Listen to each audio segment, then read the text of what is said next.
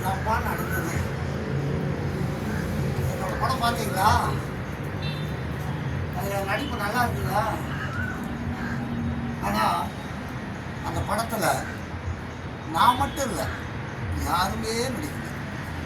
Camera இல்லை, technician இல்லை, நடிகர்கள் இல்லை, யாருமே இல்லாமல் படத்தை எடுத்துட்டாங்க. இன்றைக்கே இப்படின்னா இந்த ஏஐயுடைய வளர்ச்சி வந்துருச்சுன்னா இந்த துறையில் இருக்கிற நல்ல லட்சக்கணக்கானவங்க என்ன பண்ணுவாங்க? அவங்களுடைய வாழ்க்கை என்னாது?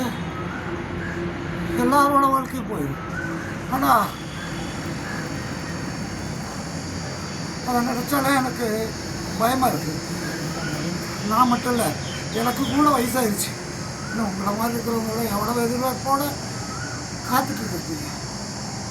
ஒன்றுமே பண்ண முடியாது. என்ன பண்ணுறது? இப்போ கூட நான் இந்த பிச்சை அடிக்கிறது கூட இந்த வயிற்றுக்காக வந்து பிச்சை அடிக்கல. என்னோட நடிப்பு, என் நடிப்போட ஆர்வத்தை தீர்த்துக்கிறதுக்காக வந்தேன்.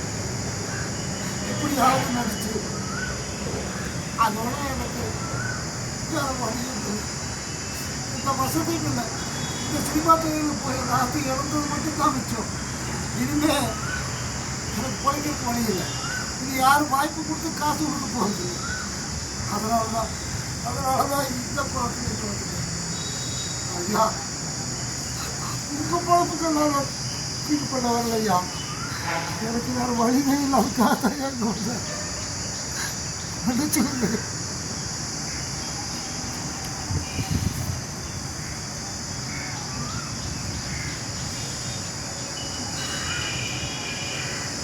Good.